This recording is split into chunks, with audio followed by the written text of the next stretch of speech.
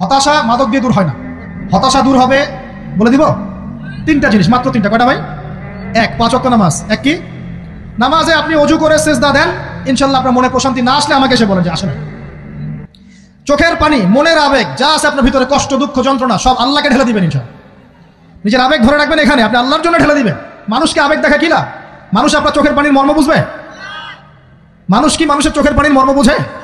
আপনার পিতা যদি মারা যায়, আমার কাছে এসে দোয়া চান, কান্নাকাটি করে, আমি দোয়া করতে পারবো, কিন্তু আমি কিন্তু আপনার ফিলিংসটা বুঝতে পারবো না। আপনার অনুভূতি কে বুঝতে পারবেন? আল্লাহ পাক আপনার ঘাড়ের রগের চেয়েও কাছে আছে। সুবহানাল্লাহ, সুবহানাল্লাহ, আল্লাহ পাক ঘাড়ের রগের চেয়ে কাছে আছে। গতকালকে বাংলাদেশের একজন বরেণ্য আলেমের সাথে একটা কনফারেন্সে ছিলাম। উনি বলছিলেন যে এক ব্যক্তি, এটা শোনেন, এক ব্যক্তি খুব তার শখ যে তিনি সাহাবীদের মতো নামাজ পড়া শিখবেন। কথা বুঝতে পারছেন? সাহাবীদের মতো নামাজ শিখবেন। তো একজন বরেণ্য আলেমের কাছে এসেছেন, এসে বলছেন যে আমাকে সাহাবীদের মতো নামাজ শিখিয়ে দেন। তখন সেই আলেম আরেকজন আলেমের সন্ধান দিয়েছেন যে তুমি তার কাছে যাও, তিনি শেখাবেন।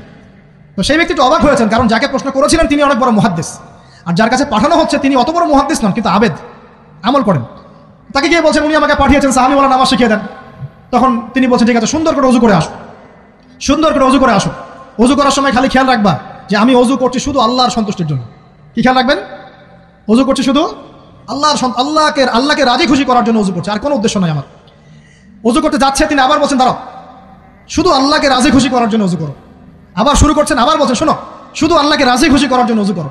এভাবে বলতেই আছেন। নামাজে দাঁড়িয়েছেন, দাঁড়ানোর আগে বলছেন শোনো, শুধু আল্লাহকে রাজি খুশি করার জন্য নামাজ পড়ো। বলতেই আছেন। এক পর্যায়ে সে ব্যক্তি নামাজ শুরু করলো, নামাজে মনোযোগ এদিক ওদিকে যায়, আর তার মাথায় এটা আসে, এই শুধু আল্লাহকে রাজি খুশি করার জন্য আমাকে নামাজ পড়তে হবে, শুধু আল্লাহকে রাজি খুশি করার জন্য নামাজ পড়তে হবে। এই চিন্তা তার মনের মধ্যে ঘুরপাক খাচ্ছে। এভাবে নামাজটা সে শেষ করেছে। শেষ করে চিন্তা করছে যে নামাজ তো পুরোপুরি মনোযোগ দিতে পারলাম না, বারবার মাথার মধ্যে এরকম চিন্তা আসছে, আল্লাহ আমাকে তো মাফ করে দাও, নামাজটা আমার মনে হলো না ঠিক মতো।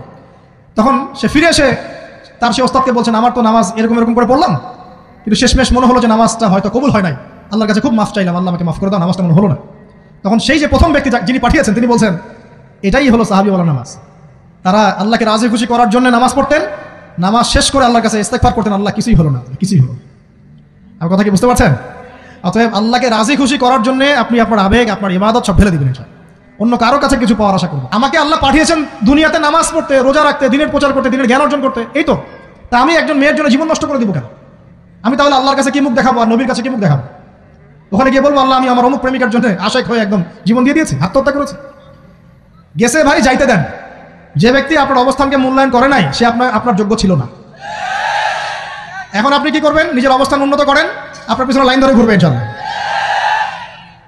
এটাই বাস্তবতা। দুনিয়া খুব খারাপ জিনিস।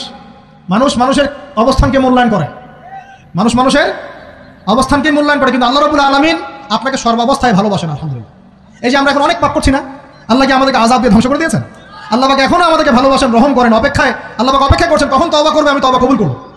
এই কখন আমার বান্দা খালি একবার বলে আস্তাগফিরুল্লাহ, আল্লাহ পাক সাথে সাথে মাফ করে দিবেন। আর সেই আল্লাহকে ভুলে আপনি কার পিছনে ছুটছেন?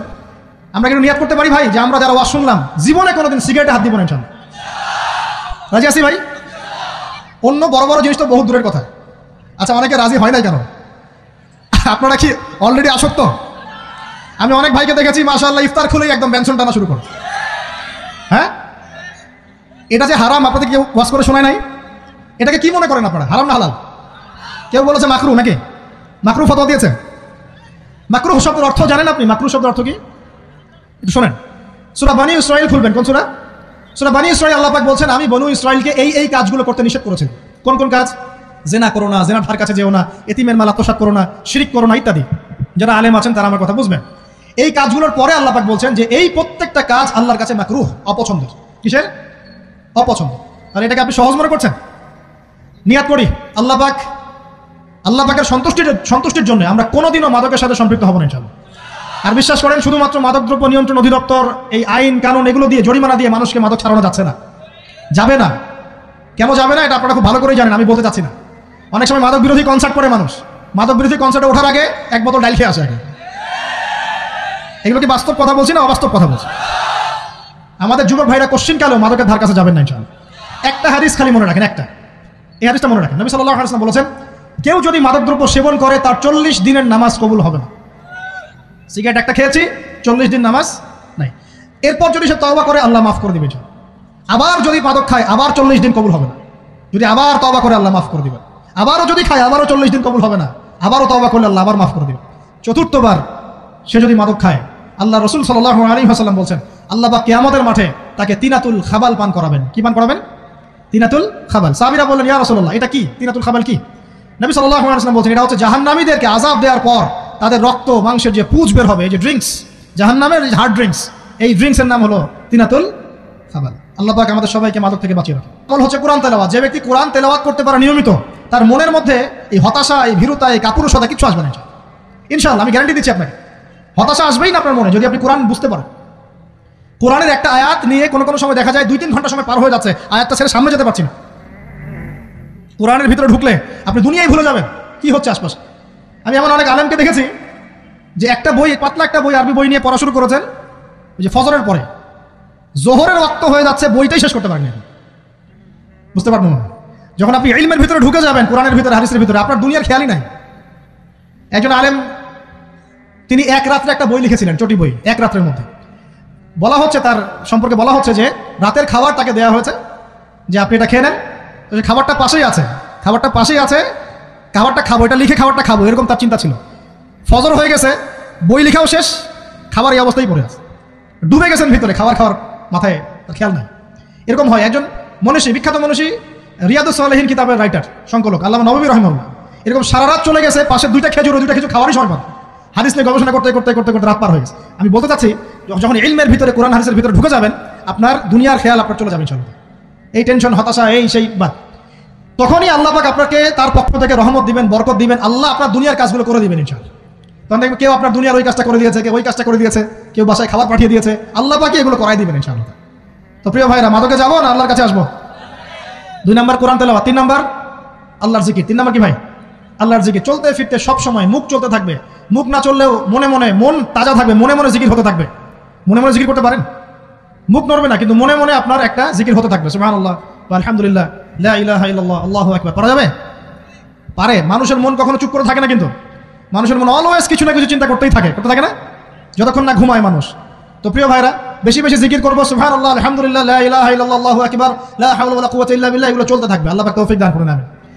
আমরা আমাদের সমাজে যুবকদেরকে এরকম টিকটকে দেখছি, অনলাইনে আসক্ত দেখছি, জেনায় আসক্ত দেখছি, পর্নোগ্রাফিতে আসক্ত দেখছি। আমরা দেখছি আমাদের যুব সমাজকে মাদকে আসক্ত, কিশোর গ্যাংয়ে আসক্ত। এগুলো কি আমাদের কাম্য ছিল ভাই? আমাদের কাম্য ছিল? এই অবস্থায় কি যুব সমাজ আল্লাহ পাকের দিনের পতাকা হাতে নিয়ে আল্লাহর জমিনে দিন কায়েম করতে পারবে কিনা? একটু আমাকে উত্তর দেন দেখি। এখন এই অবস্থায় পারবে? অতএব অবস্থার উন্নতি করতে হবে কিনা? উন্নতির জন্য রাজি আছে কিনা ইনশাআল্লাহ? আমরা চাই কি আল্লাহ পাকের দিনটা আল্লাহর জমিনে প্রতিষ্ঠা লাভ করুক, আল্লাহর দিন সবার ঘরে ঘরে পৌঁছে যাক, আল্লাহ পাকের দিনের যে সৌন্দর্য সবাই সেটাই, এই সৌরভটা সবাই পাক, আমরা চাই কিনা? সমাজে শান্তি প্রতিষ্ঠা হোক, আবার সেই রাসূলের মতো যুগ চলে আসুক, আমরা চাই কিনা?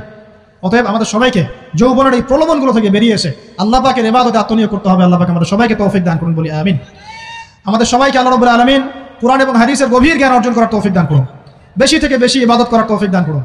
আল্লাহ পাক সবাইকে হারাম সমস্ত রিজিক থেকে বাঁচিয়ে রাখুন, জেনা, ব্যভিচার এবং নারীর ফিতনা, মাদক থেকে আল্লাহ বাঁচিয়ে রাখুন। আল্লাহ পাক আমাদের সবাইকে হালাল রিজিক, হালাল সম্পর্ক যথেষ্ট করে দিন। আল্লাহ পাক আমাদের সবাইকে যেন দিনের দাওয়াতের মেহনত করার তৌফিক দান করেন এবং আলেম ওলামার সাথে পরামর্শ করে দিন শেখার এবং বোঝার তৌফিক দান করেন। যুবক, আসসালামু আলাইকুম ওয়া রাহমাতুল্লাহি ওয়া বারাকাতুহু। আল্লাহ